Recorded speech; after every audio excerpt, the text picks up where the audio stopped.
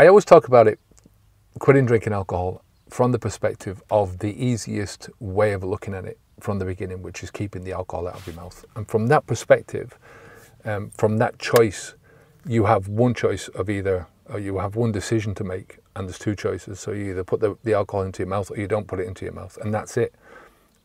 Everything else after that is dealing with the habit, dealing with the lifestyle, dealing with the behavior, dealing with the thinking, dealing with the attitude.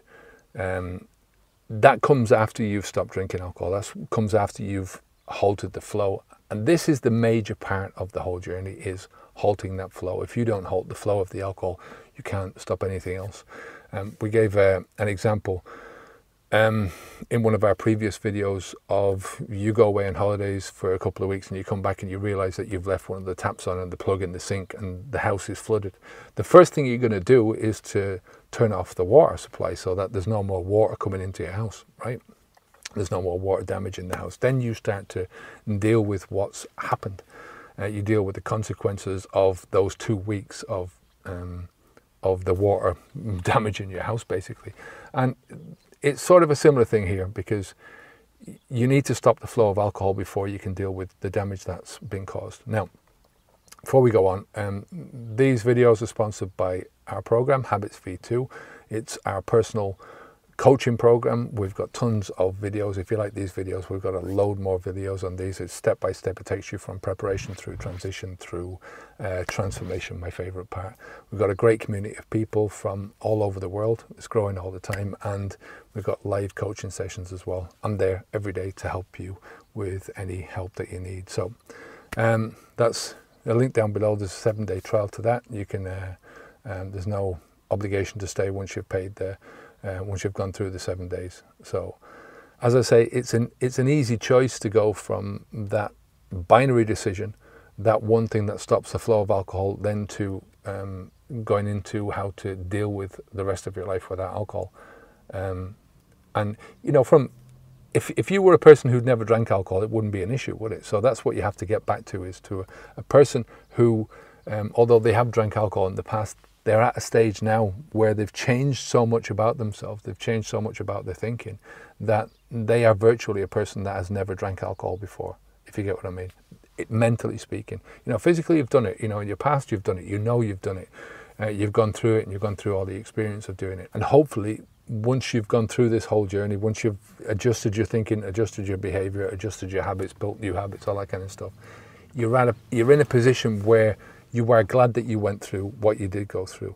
You know, there's no point in looking back at it as in regretful terms, because you've already done it. This has happened. There's nothing you can do to change it. So it's how you view your past. That's what matters. And the further you get away from it, the more you change your mind, the more alcohol loses its grip on you, or the more your alcohol thinking loses its grip on you, the easier it is then to get to that place where you can really look at alcohol as being, well, it was a learning experience. It's something that I went through, and look where I am now. I wouldn't be where I am now. That's what I'm saying to myself every day.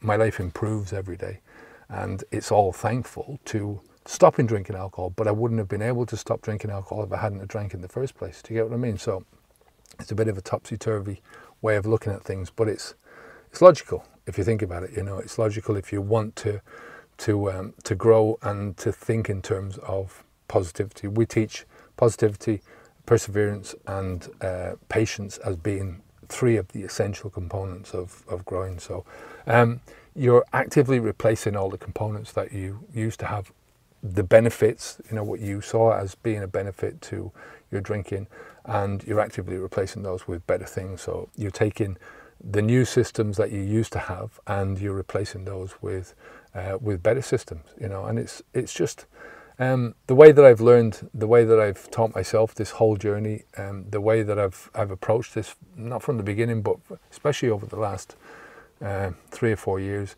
is through systems thinking, because I've employed systems in my business, I've employed systems in my life, and it's just the best way of dealing with things, you know. One of the reasons why our program runs 6 months, a transition part of the program runs 6 months, is because we have systems in place that take you through the early stages of transition, and then there's mid-transition and late transition, and it's all a different part of the same journey, if you get what I mean. You know, it takes focused time, it takes focused energy, and it takes just focused thinking on where you're going to go and how you're going to get there. But it's a step by step. It is hard work over, you know, when you look back at how much work you've done to get you where you are, you can see it as being hard work. You know, you can see where you put in the effort, and it's, you know, 20/20 vision when you're looking backwards. It's difficult to see that when you're looking forwards. I think you can see the hard work that's involved in it, and you can sort of you can picture sort of the difficulty that's going to happen because you're stopping drinking alcohol. But because you're taking it one step at a time, and because you're only focusing, you know, we focus on what's important at the time that you need it, and then we move on to the next thing that's important and the next thing that's important.